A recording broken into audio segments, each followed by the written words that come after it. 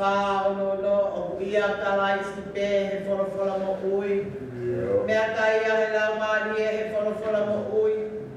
Mea te mama a loto whakatupu ai pot. Lea whakaufo, lea akumobo, koi fufunga mo ui.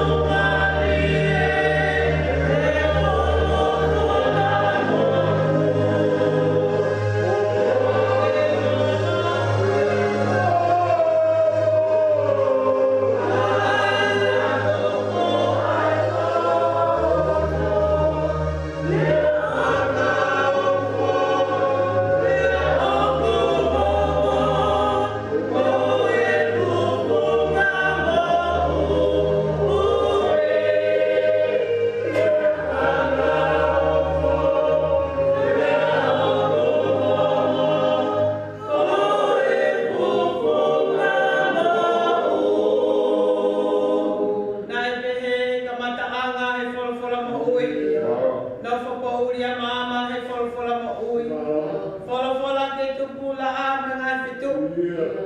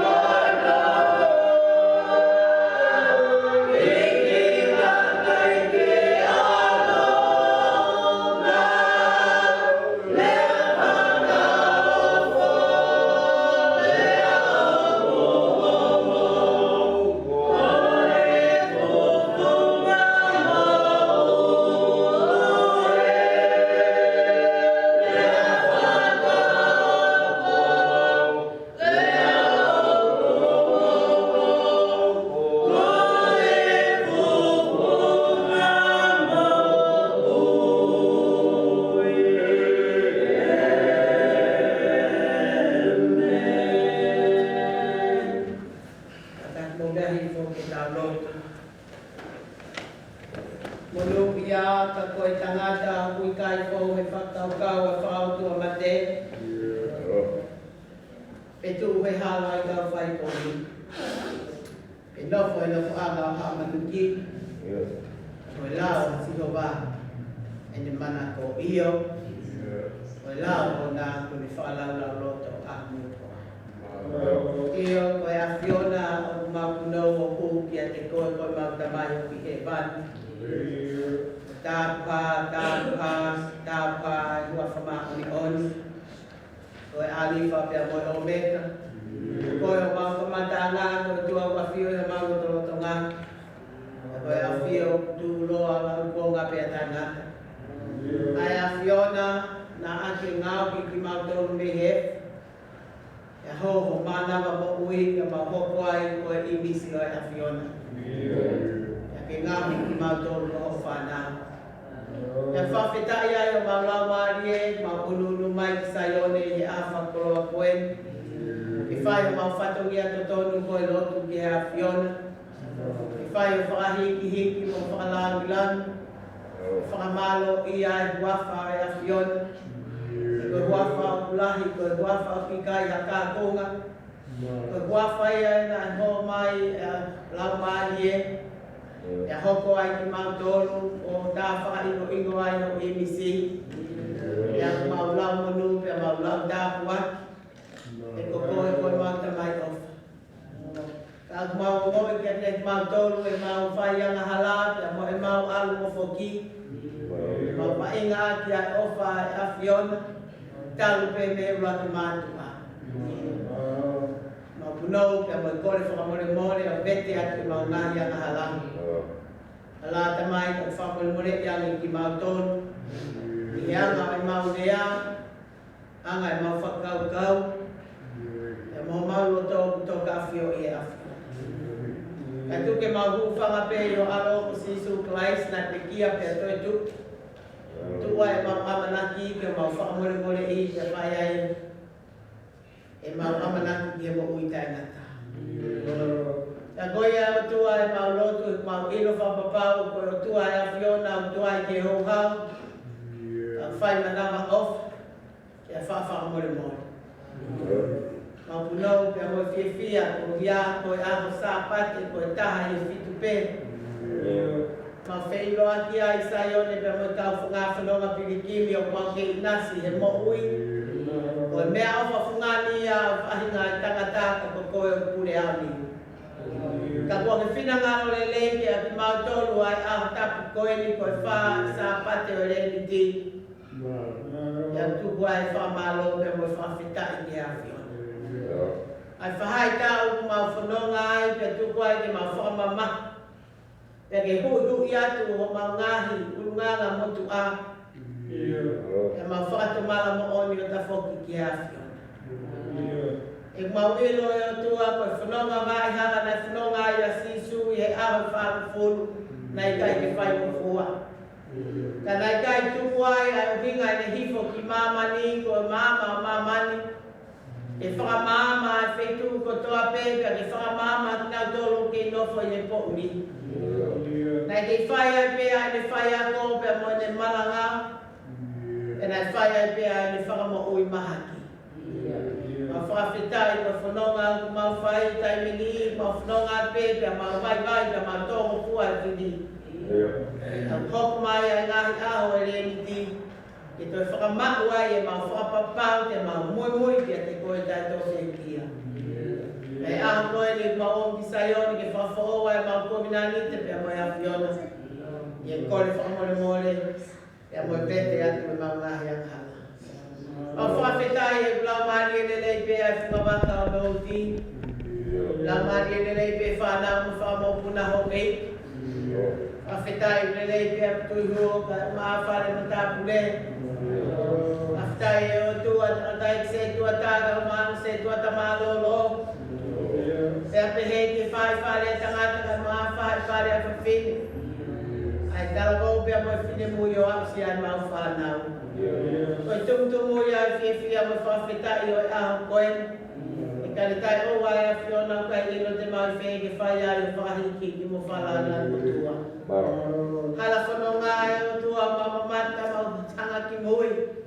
kai ke ilo buhana mau ha maya ki ahon mau fehui ko ha mau lelei ka kai ki fata tawa ofa ya Fiona ki ngalo e mau fai lau ya apostolo ko ofa ya ki kai lau tuunga ko ofa ya ki kai ki filifili mana ofa tuunga apeia e ko tua ko ofa ya talumingo ai yang pinasya ya ngai family no ngi ya goya mau ulu lumaya tua ye tui falala jo alo sisu Christ o pafio lau mali mau oni yo mau loto ma mau hanga tu tua por favor no fai ta pequena tanga se tua ta ka uma ho family e fo fatongia ta koen tu ke fa mo ya pe fai me ngi na fa kai dia ya ko fatongia ko fai ai taliui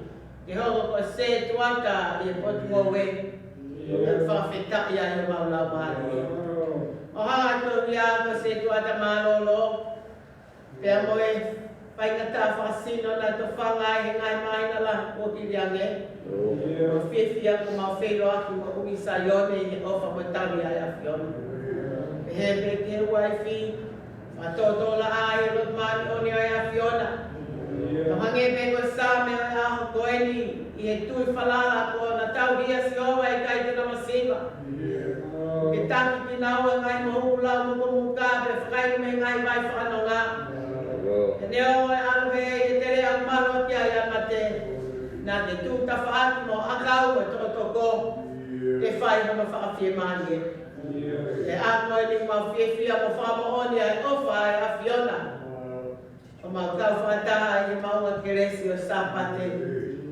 apa ya pe o tu ani fai ni na no fai ta boetina be fa mo nu ia no fa le hanga to ya to se to ata pe to nga family o si we afia e me a hono to nga ma fono nga e fetu la a koen pai me he ta me he ai fa feta e o tua ke homo ko kapiteni e baka apa ye te tolu imagina ta koen o ke i baka pe o fai homo tata ki pe kapiteni e ma fono nga ma fa feta ia dia Fiona ai ta pe kina ka tanga tai ko to pe o lo tu pe ke palestini mo singa fai fita ko to angai fonga mai sila tu ka umahan palestini ho ase tuata angai fai fita ko to angai fatongi ai family popo ke usapani o ko fai ke fa nau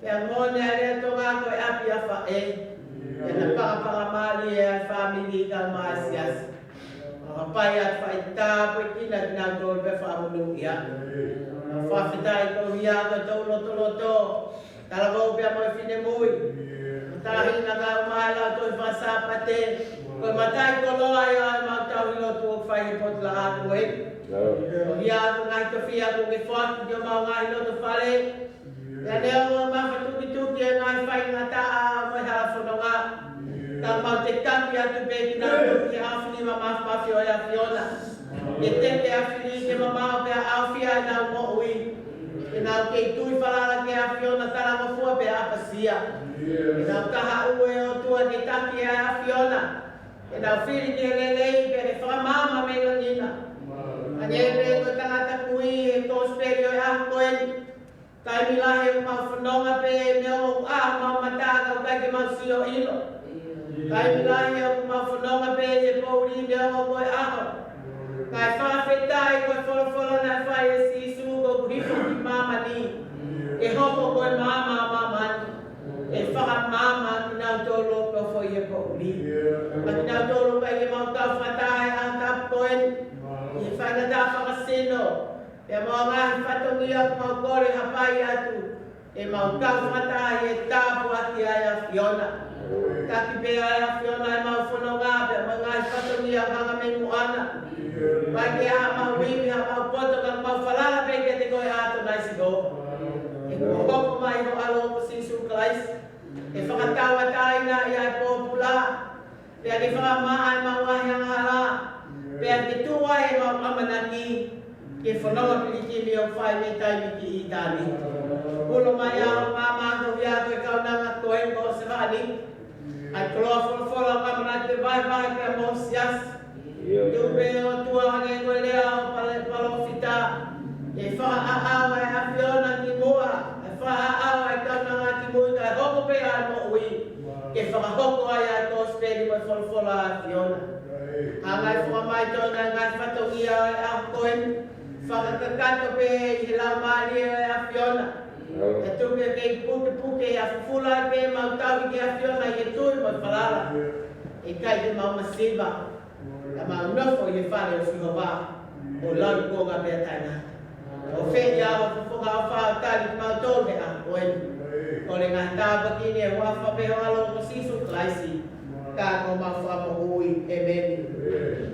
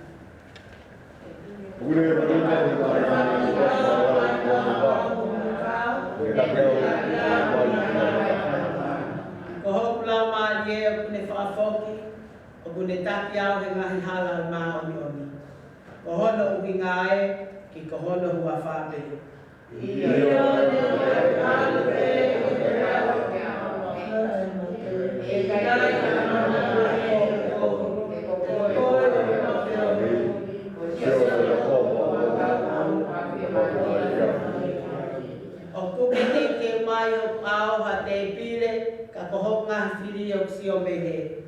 Ko ke pani lolo o ulu o whonu mahu o hua a e kuipu. Tāi o ki mai e a wha i o mana o wha. E koe kunopo i mai o wha i mai o wha.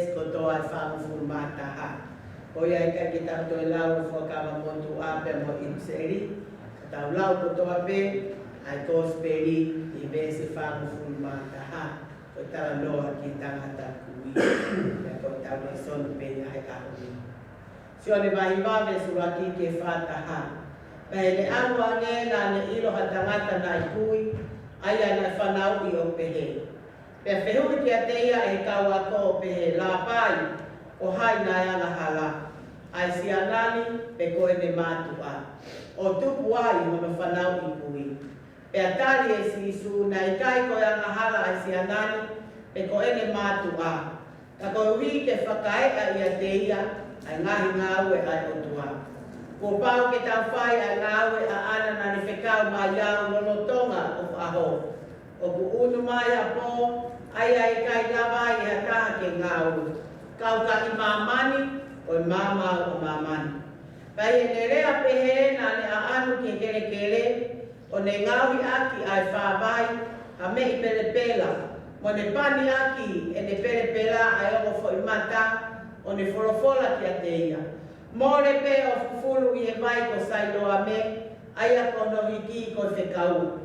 Koia na ne anu o fufulu o ne hao kua a. Koia kono ngai kau ngā api pe a mo kakai na e whaato tokanga mua ki a te ia. Ko i toko tāna e mo ui kore pē nā nau pehe. I kai ko siana eni nai nofo he o hanga naki kore.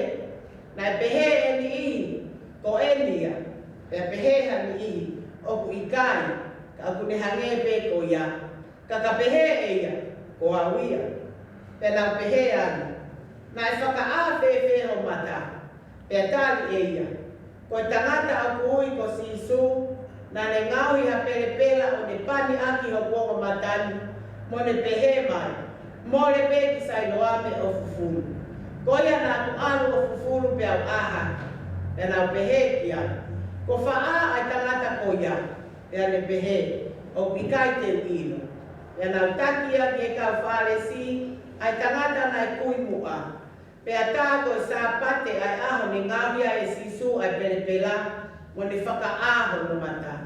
Koia na te whihui ki a teia i kau whare si fok, pena whewhe e ne aha ke, e ne pehe ki a te kinau tōru.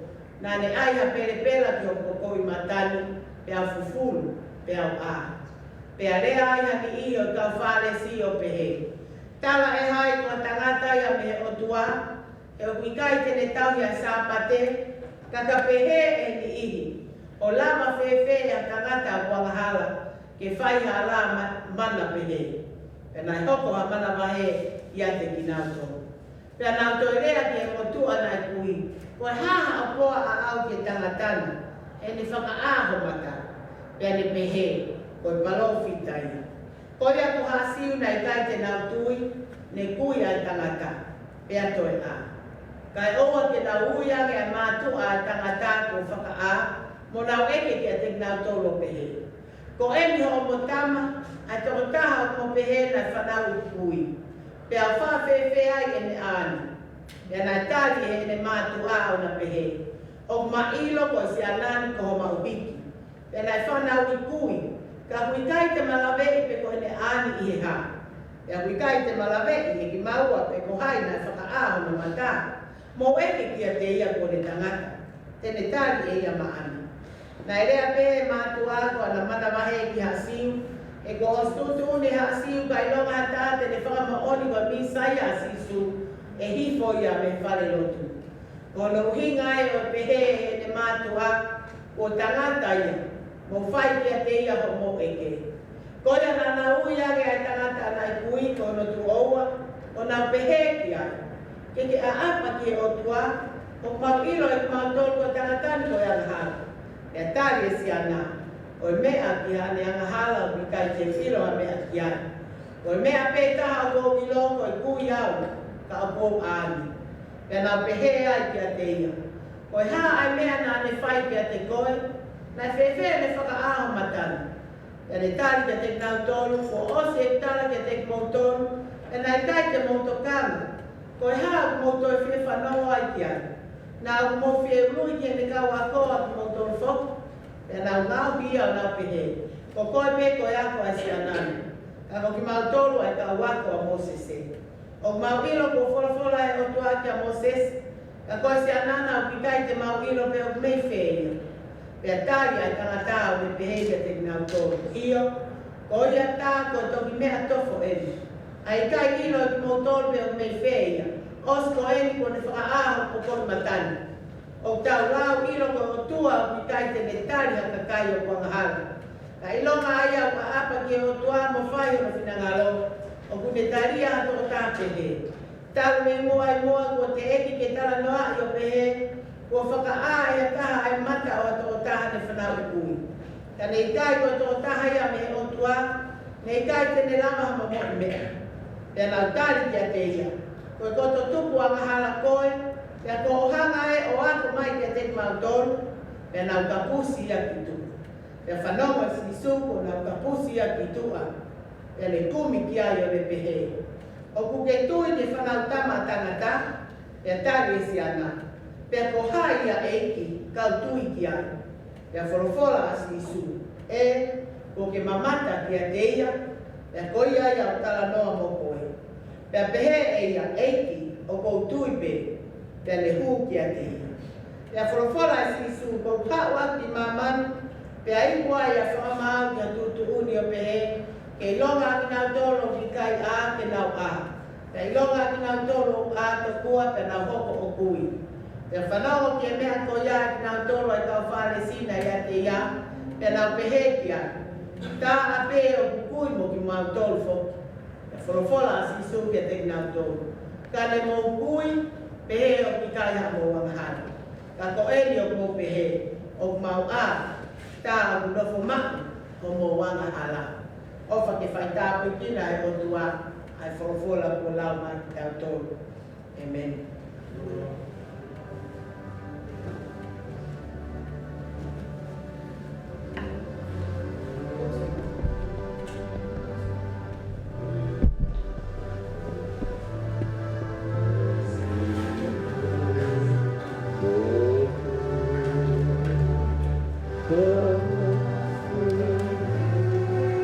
Sweet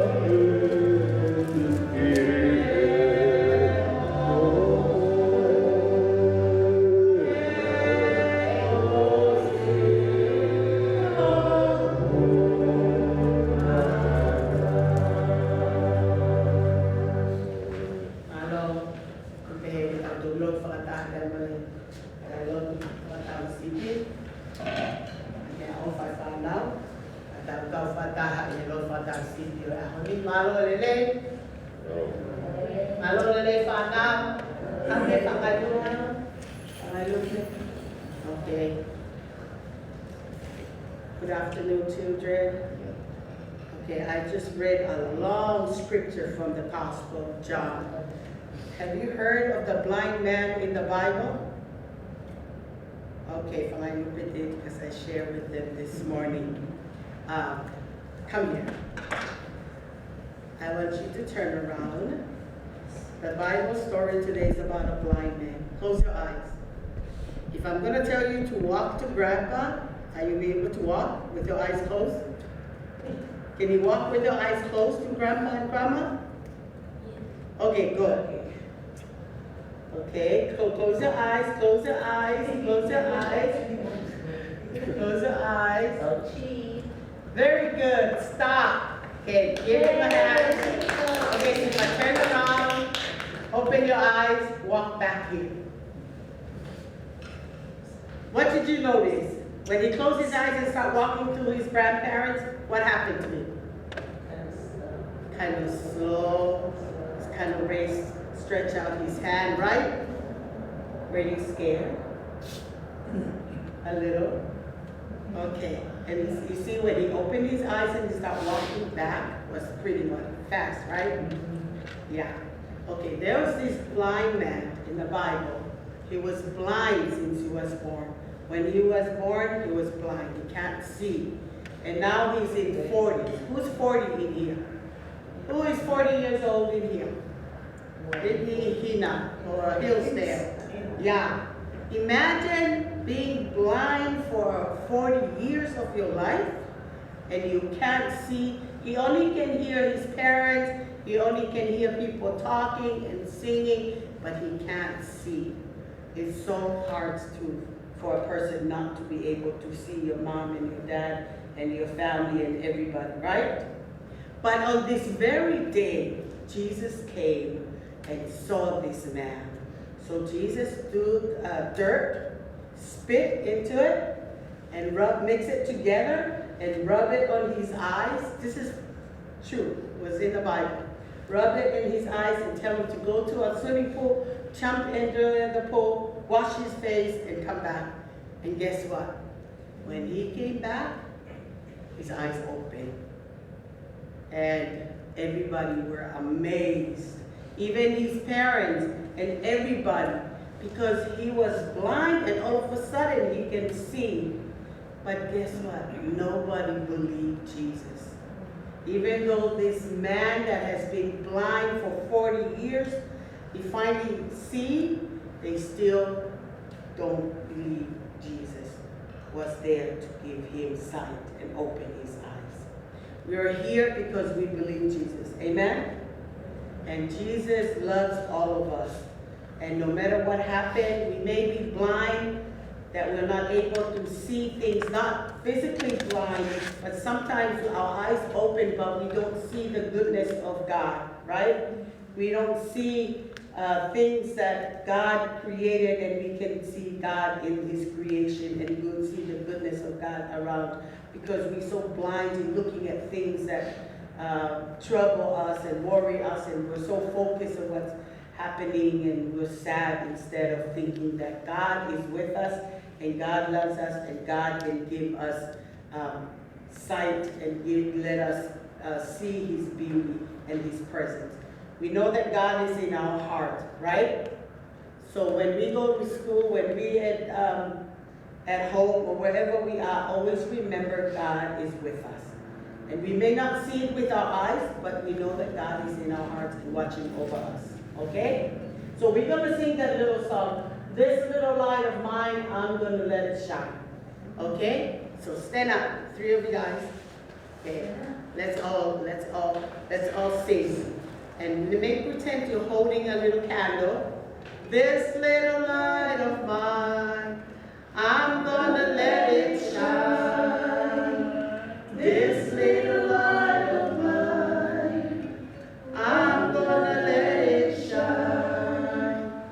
This little light of mine, I'm gonna let it shine. Let it shine, let it shine, let it shine. light of the world. Jesus is the light of my life. Amen? Amen. Alo, berlabat tanong masanang, behawat pwede berdautaran lot pertang sipi, untuk mengata kuat yang ini, kau bawa tak terbuat kemo binek, biar banyak tak vaksin, ayah hori mafafita kita filot filfia, makwai muui, tak fafita ayah malu, oke mau tu tak kuat kita kau kata, tahun. Because birthday, mata na birthday mahanan. Lesi akong pongi. Oh, happy birthday to Leslie. I don't know, malo. Waktu na birthday, net.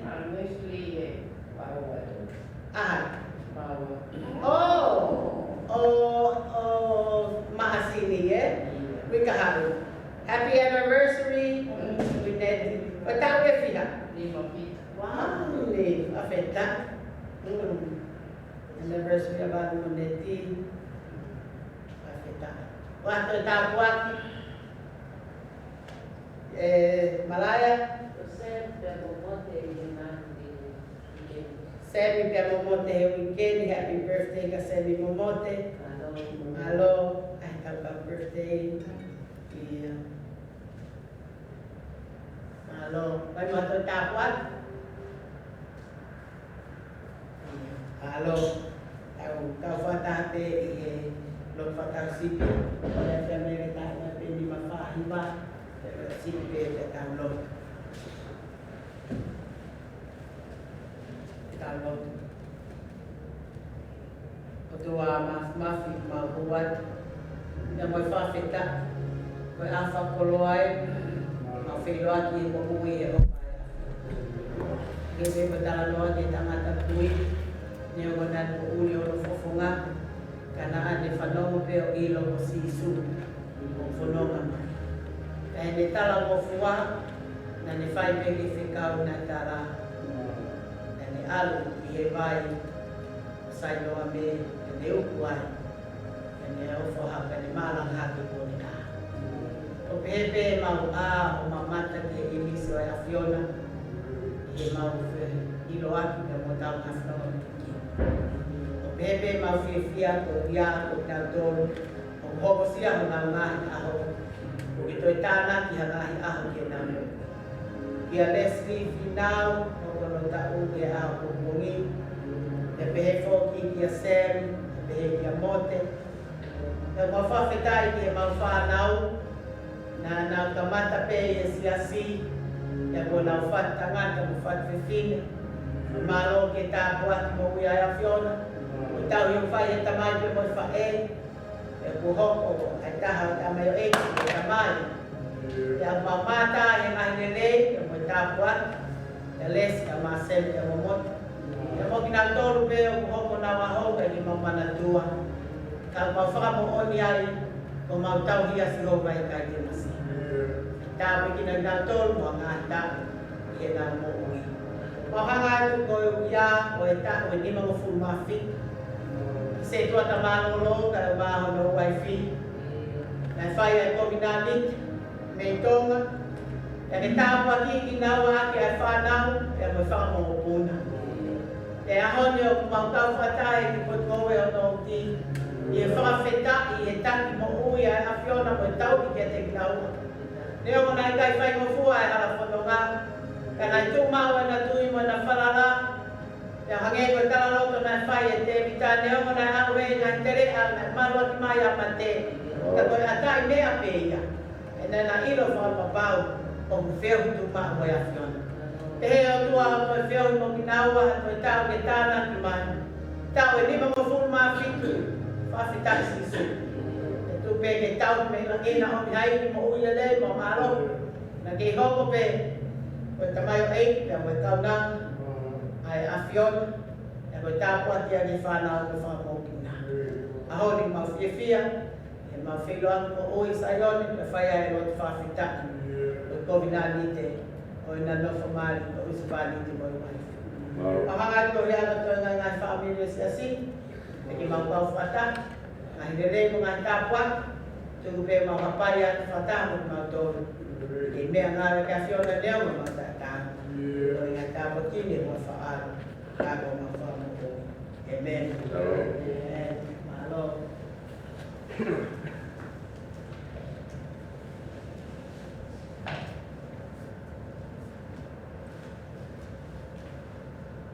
Tapi mungkin kita kiba. Kimi ngolowa kafanya tahanima o himi. Fa tahanima o mama anga koe si suwe. Ela aho la Maria si suwe. Dia mo te pouria elami awa ofia. E mama peka ka iane si suwe.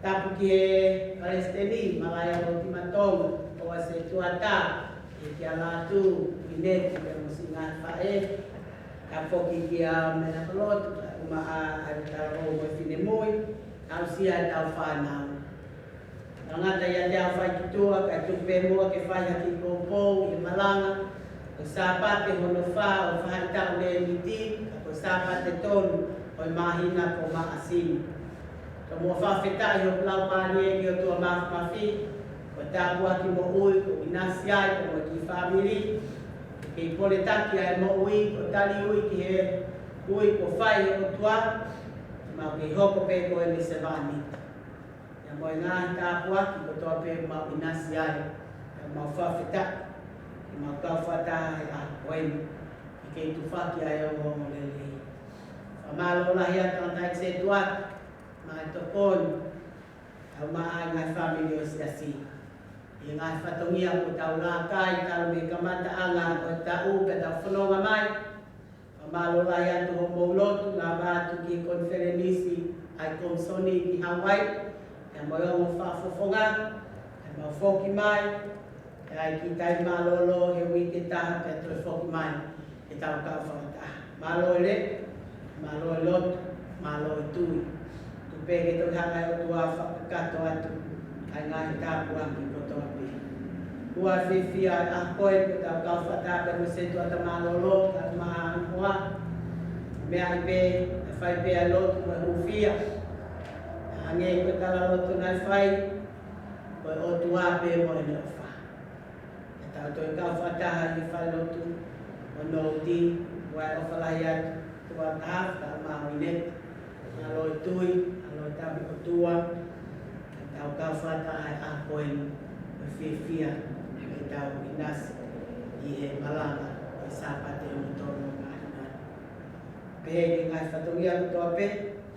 Fa fitan ka fa mo on nge ko same la koin o tau ia si hova e kai te tau masiva ko follow la honi e a mo ka venga ko fa ia foto me gospel si su Christ na hike sione hiva va e pe a ku fa kau ke fa ia popo mo malama me esi ko ni ma fola si su kau ka imamani o mama o mamani. Kau ka imamani, ko mama imamani. Ka venga ko sisu o tau mama anga. Ko sisu o tau mama anga.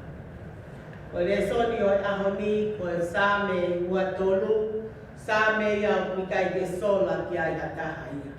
E tau ngawe aki tau te fito ki hamea whaka e moha whainga taa fuhala whanonga o i mo ui. Pea ku tau whaalau ai same ua tolu e ku ne whamo oni ki tau tolu o tau hia si hova hei kai te tau masiva. Pea i gospel o sisu kalaisi o tala noa e ni a sisu a sione ki hanga i sisu o whaka a ai kui na tau peho na whanauki pea mo ene peki, mo ene kui. Pea whawhitai ko hoko mai a sisu o ne whakaaho no fofonga pea ne āai. Tau loto. Ke hoko e whakalau loto o mauloto. E mo maulau maalie ke hoi fua mai kia ia a Fiona. Ko ho maumaka, ko maukoe. I hua whasisu, ko mau whamoui. Amen. Ko e whaitau e ni o le ni ting. Pea tawang mai e ni. Ki he konga loto o e whahatau le ni ti aia koe aho whango fulu. Talu pene pule lulu whakaefu e fu, tau lawai ai aho whango fulu o osi ki toko naki koia na toto whaia sisu i whanua loto. Pea mahu inga ai aho whango fulu pe koe whahatau o le ni ti ko hono whakamanatu ki a tau tolu ke tau teu i he whakamamahi e mo e whakatau mala. Pea mo amanaki ki e kalusi whai o sisu pea mo ene toi tunu. O mali e ia he anga koe whakatukutuku o e hala whanonga e karistiane he omi ai taimi ka mata anga e ta uko e whani e tau whakaha ia sisu e tau mo ui, e tau tala noa pea mo anga e tau whai ai lotu. Pea ako mai ke pule lulu whakae e fuko e ngata ia e whani pea tau omi ke whakamooni ko e ki tau tōna e ngau ki me e kai tarunga ki he hifo e lau mare mao ni nai ho ki he fu pea tau hoko ai ko e tangata pea tā whai kuingo ai a ingisi o e otua kai tau ilo ko e ki tau tolu hane do lau e same ko e lopa kaupe o ulan mata ko mkongi pea mai kato ai la a. Ko hala whanonga e tangata o whakakatangata talu ai anga hala tau mātu a. Pea i kai te tau ui tupu au hangi ko whitangalo e o tua. Kai e talu me whai anga hala mo tangata a tapa pea mo iu. Pea hoko mai ai anga hala ko ia. ko pau pe ke foki ai fuki e fu. Kai tuku mai ai aho e whāko fulu e tau whanonga e whaita o e le liti, ke whai ai tau whakamama, whai ai tau whakatomala, e whai ai e tau toe uki e tau mohui ke tau wofi ke e ki, e tau whanonga ai mo sisu o aku ke ne fua e kolosi o ni hake moia ki kāre. Wai ngahi poti asu nau whai ai whakamama, o hui atu ai ngahi mea mohua i ai mohui, o nau ta ofi e kai e whahinga mea kai, ka kano i manu, e a whai ai ai au kai, e a whai ai ai loto, e a whai ai ai whaka lau loto, i e aho e whango fu. O whutaimi laki ia, o tuku mai ki a tau tonu. E whaamane pe me he tau ki e tau, ke hoko e whahata o le niti, e whakafo o ai e tau COVID-19 pe a moi o tua. Hange ko COVID-19, a se tua ta malolo pe mo wine taha fe, tau e lima ko furu mawhit. A tau hea o tua, pe a moi na hoko ko huse pāniti pe a moi waif, o na tau hea ai COVID-19 pe a moi o tua, pe a honi, o tau whataha i e lotu whawhita, pe a moi tau tala monu. Pe a he whola ai a honi, o kuke hanga pe si su neo ko ne whanonga i ni o ofi atu ki Jerusalema, ke au ki he kanu se whai mo na whakamau ia. Ka kune ke i whai pe ai ngāu e pe a moe tau muha na hifo ai ki mamani. Ko e whakamo ui, ko e whakatau ka tā aina, ko e whai ai ngāhi malanga pe a moe ngāhi whai yako, ko hia pe, ko e ni ofa ki a te koe pe a moa. I e wahe hiwa ko e vesi e whanga fu mātaha, ko e tala noa ka kato pe ia, o e mea nai hoko ki tangata kui. Ka venga, o sisu o tau mama anga. Vesi malanga, sione mahi wa vesi matauka i mamani, o e mamau a mamani. Nai hoko mai a sisu, ko e mamani blau pe ai ka mata anga ko ia, o sione mahi uruaki. Nai hoko mai ko e mama, pea neo mo e pouri kai hanga he pouri o la maki. Ko e mama i o na hanga sisu o whaka aati ai kui. Ki tangata ko e mi talo peho na whanau pea mo e kui. Kai aho ko e mi na whanonga mai a sisu pea mo e kau ako pea nau hanga ki o wakai ki tangata o kutuu pea ko eke e kau ako. La pai, whai ako, ko e haa kukuia i a tangatani. Ko e whainga whehui ke nau ilo pe koe anga hala ai tangata, pe koe anga hala ai mātua. He koe tui whakasiu ka aiha mea e hoko ki ha taha. O stuku a ki pe ki hono tuku anga, pe a mohono whamiri, pe koe toko taka koia. Ka koe tali maari e nai whai e sisu ki e kawako. O pikai koe anga hala ai tangatani, pe koe anga hala ai noho mātua. Ka nai hoko ai me ani pe whakae ai whina ngalo ai otua. Ko anga ia e nofo e kakai siu, ka anga ia e nofo e kakai e tai ko ia.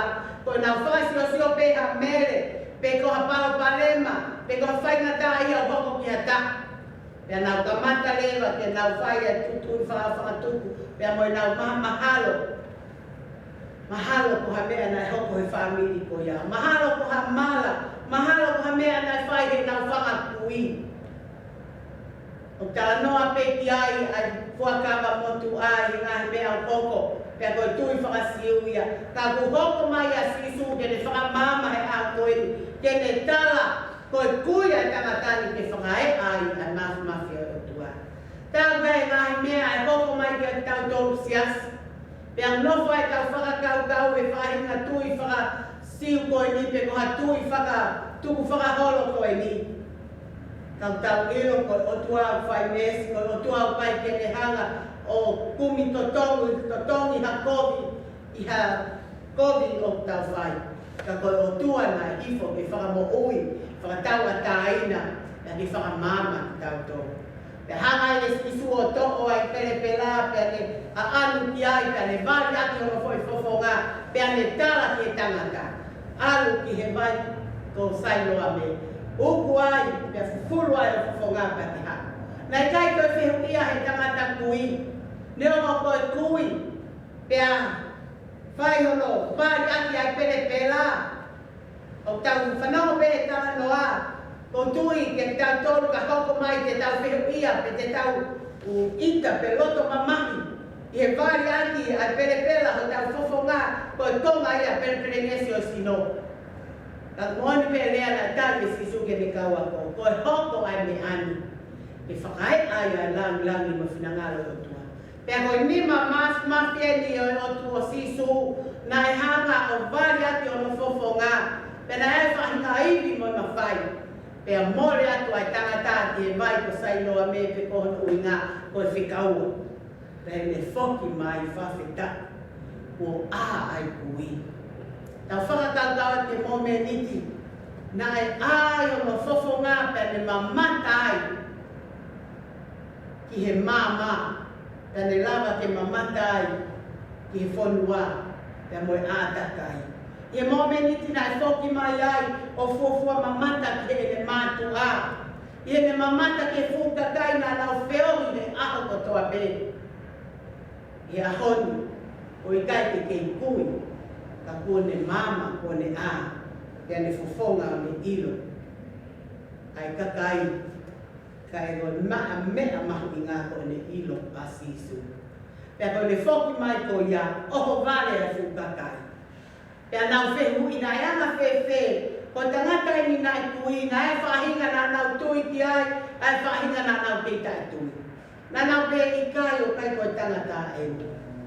Pea nau eke ki a te ia, pe whakamatara e tangata e mea nai hoko ki a te ia, pe pe e tara noa nai kai pe te nau tui. Tai meni tau whai pea e lo tu, pea tau keita e tui pe, tau kei veve iua pe. Ai ka kai na e ape nau ilo na nau whioni ma tangatali mei tau e whango fulu. E nau mamata e ne tū horo he ngāri tūriki hala ko tangata kui eni. Pea ihe e ne āna tonu ke nau whiwhia. Ie nau āna e tonu ke nau whawheta.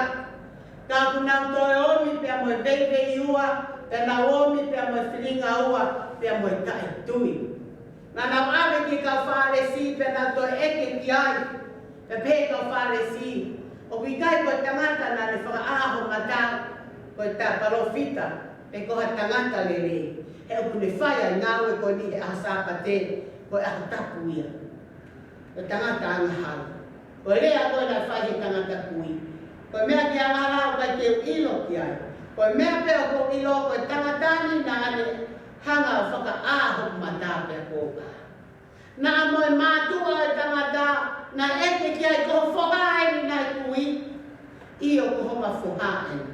Ka mo eke pe ki ai ke ne tala aku. E na ana mana wahe ki e kau ngāwe e whare lotu, na whai tuku ki nā waki tuka. Na nasio ki he laka ngā, pea mo e tuku ngā, kai ke na whaka mo oni, ko sisu, ko e mama anga i aho na whakae. Tuku mua ke hoko e ako naki o e aho koeni, ke oa nā tau mana mahe ke lea mo oni, oa nā tau wili fia ke tala, ko sisu, ko e alo o tua ko misa ia, ko ia nā ne whaka mo ui ki tau tolu. Ie tau whanonga mai o au ki e aho koeni. Tau whanonga he le titi, pe au tala ai ke tau hanga o whamamahi, ke tau whakatomala, ke tau tafoki o tui ki a sisu. Ko e tangata nā i kui, kua a. Te neongo na i kui a no fofonga, kai tāna i āpe o no lau maari e. O tū e ne amana ki e aiha aho, e whanonga mai a sisu, pea koe ahoe.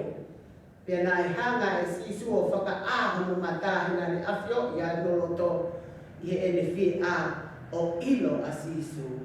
O e nā tauha e ko tau whale si, ke tau maupe, ai lotu, pea tau tehepe, ko tau karistiane ki tau tolu, e ko kakai na ang nofe te pare pa na wako i ai lao, pea mo ngai toto ngā luat whakasiu. Kana nau te kai tuipe, ki a sisu ko misa i ai na i tala i kau parofita e fua kawa motu a.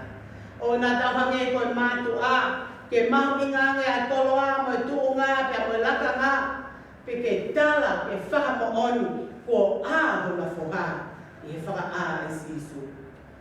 Hifo a sisu, ke hoko koe mama o mamai. E ne mama ngia ai loto o po uri, ke ne whaka mama ai hala o tau whanonga ai, ke ua na whaiwhai ane o tau tō he whiri, pea vei iua e tau ki ke otua. O whamoni na whai e te vita i sāme ua tonu o e aha koeni. Neo au he te re au marua kia ia mate. He kai te umana wahe, he koe atai mea pe ia. He ko ilo whapapau. Ko taimi koe ko toa ke whai ngata a. Ko taimi koe o hoko mai ai mate. Ko taimi o ko wofia ke o tua. Ko tau ki sipi ia. Ko ia o kune whakatokoto au he ngahi. Vai, vau. He ngahi toa whalau muka. Ko ni whakainu au me ngahi vai whakanunga. E leo o tūtakai mai a ngahi whiri me he o whio me he. A kua ne pani lolo hoku ulu. E a whonu mahua ai kuipu i he whakawheta mo ofa ke o tua. E a koe tala loto mo koletaki nai whai e te vita. Io te nofo i he whare o Sihova o whai peo langu kuanga. O kina tolo nau tui ko sisu ko misa iao. Ange ko eke nai whai ke tangata tui. Pea e kai ke nau tui ki ai ke ne tala noa ko aho matai whakaaki e tangatani na nau tuli a ki tu. Pea whanau a sisu ko nau tuhu ki tu ai tangata tui na ane kumi ki a te ia. Tai milahi o tau mawhasia pea mawhatuki-tuki o tau loto o tau lau maani e. Kai kei kumi mai pea sisu ki a te koe. Tene kei hao pe o ne whakaaho mata te te ilo o kune ofia. Te neo mo kiai kahi tere a mo ngahi i feitu o kiai ai whainga taa o kuto whanga e tau mokui. E kei kumi mai pea sisu ki a tinau tonu. O kunau tui whalala ki a te ia. Pea he mako e sisu ai tangata na ane ete ki a te ia. Ko hai koe, e a tala e sisu, o au nai whakaaho mata. Pea nai, te he tala noa, whakaose tala noa, na ane pū ki a te ia, o loto. Pea ne whakapapau, e ne tui whalala, koe misa iaia, koe alo o tua. Koe whaamu ia o e wahe o ah koe, ke tau tali a sisu, o tau mama anga. Neo mong aho tau mata, pe tau mamai. Ka wai tai me ni i o puri o tau amui o hiako ngahi lelei mo ngahi kāpua. Ka gāia tai me te tau whanonga i ngai tere a whainga taha o na tau mana wahe pe o na tau wirifia. He kuiai me ai o tua ke ne taki, ke ne whakanonga pe a ke ne tau. O tui mai hara o tau whanonga mai ai. Te tau tala loto o hange ko tangata kui he a koini. Ai tala loto ai iai a Sihova. O ne hiki haki ki tau tonu, pea ne whai o tau whakamokui, ne whai o tau whakatau pataina. I he ngāhi aho si koia o e leni ti, hanga o puke whai ka maari e koia. Ki toi whakafo o e tau kovina nite pea mo o tua. Pea ka pau tau o tau kei nofo i e pōuri, o ku kei kui o tau lau maari e. Tau tari a sisu o tau mama anga, ke ne hanga o whakamama tau tonu. Koia te tau makuai a tui te te ia, te hoko a sisu o taloni he tau mo'i io, o sisu o tau mama anga. Tau ka i mamani, ko i mama o mamani. I wafa tamai ar, o laumari mami oni. Amen. Tataki ke o mea haki ke tau hiwa tu, i he ono ngiao ko mo fulu o himi, ono tahanoa, o iau ai keresi whatolonga. O i ki tala hapu monu, o ku te maku e whanau fo o. Hoko ai mamani e ko uli, hiki ai mateki wa ko uli. Hoku monu e koloa, e te ongo i e taimi kotoa. Whamo oni, whapapau, whare ai eiki a te au.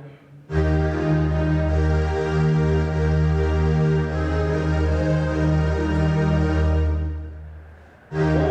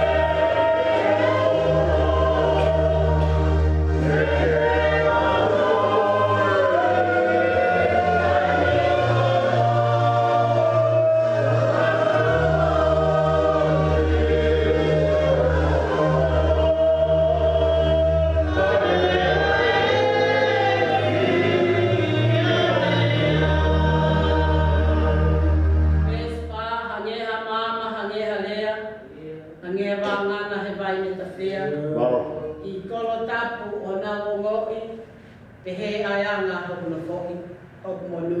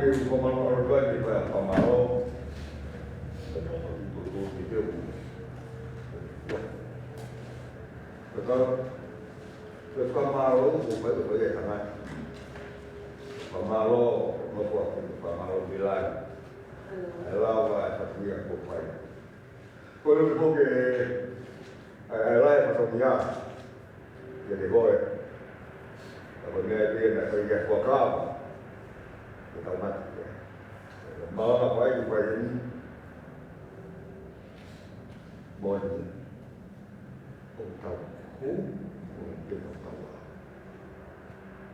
rồi cái nói cái sự này cái nó tôi ốp cái gì tôi cái phòng mau là đó là vài gì sẽ sử dụng mà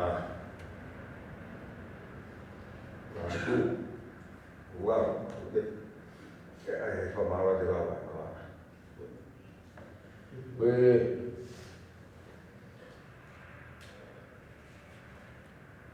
cô với phòng mau rồi kita udah minggu di Hawaii begitu selama hari ini usia dengannya karena kakak walau buat apa kalau mau kalau begitu gawan di awal kalau pada hari ini mau pada gawan pada pemalu mah Betul bahasa si kekoi, kebatiu, leher kepala, kebulawan, fai kepala kau tahu, di Hawaii, kau pada pemalu kan kirim botol, kau mana tahu ya kau ini, kau pada Hawaii kau main ikan,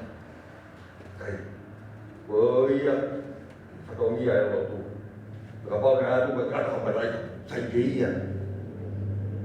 Kalau yang buat mereka saya dia moya, mahu kalau satu orang kau, ulama yang wajib, kalau satu orang kuliah, kau sahabat itu lau dihendel, baik tahu politik dan, kemudian kata-kata itu bukan dikasih, bumi. Dia tahu dia, tahu misalnya kalau saya di Pia sahabat itu ni, sahabat yang tahu, kata di Pia tahu malam apa nanti, ya, tahu kipol tu mesti nari tu tahu kifakah, ai dia tu, gue, tu nak juga dapat berpolo tu, dia berkah. Betul ya, kelas sebenarnya. Mama Monia, Aku yang gitu mungkin.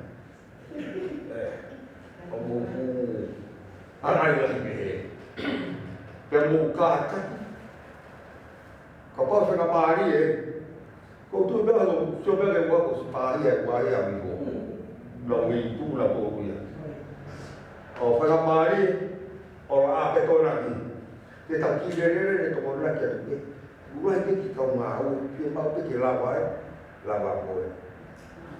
Kau tiny kau tahu. Kalau apa tu kau kalau mereka tahu kau tahu video di idea tahu dia. Apa orang dia tahu kita boleh kau tahu ke. Kalau apa buat kalau tu nak tu kau je. Kalau saya buat aku, saya dia hari ni. Mau kita dia aku, kau tadi tahu ngau, kau sini juga siapa, mak au itu yang ngau siapa sih, kau makan lagi, pai, dia tu, mana dia kita orang tahu, kita bersama dia, kita tahu kalau itu ni ya. Kalau usaha tu pemain, itu kita lah tu kaya sah pemain gue. Kalau gue pemain, kemudian dari terfajah pemain, dia igual, dia tahu dia. Pada tu kita di ayat dalam kami siapa. Kalau kita nak pergi, kita dia boleh tu lawan tu. Ikai baru umbol. Kalau umbol dia, kita kau pergi. Malo kau tahu tu dia. Kau yang baru. Kau ni di Bukit tu, lebih tu bagi dia tu ya. Kau apa tu dia? Mana tu? Apa tu kau tahu mana? Iya, pasti tahu di mana. Kau tahu mana? Pakai umur kau tahu dia. Kau jadi tolong aja tu, tolong dia. Kata otong faham. O na to ai be to to ya ke o ya ka. Ko wa ri bo dai to mai. Ko wa do. Ibu. Ko wa ko ina. To mai di mo. Ba ba ko si ya ta ba ko ai. Ko ya pe di ko. O ba di ko di ba ta tu di ta. Ah, ba ko be o ke mo. Halo. Viva Pemon, ya.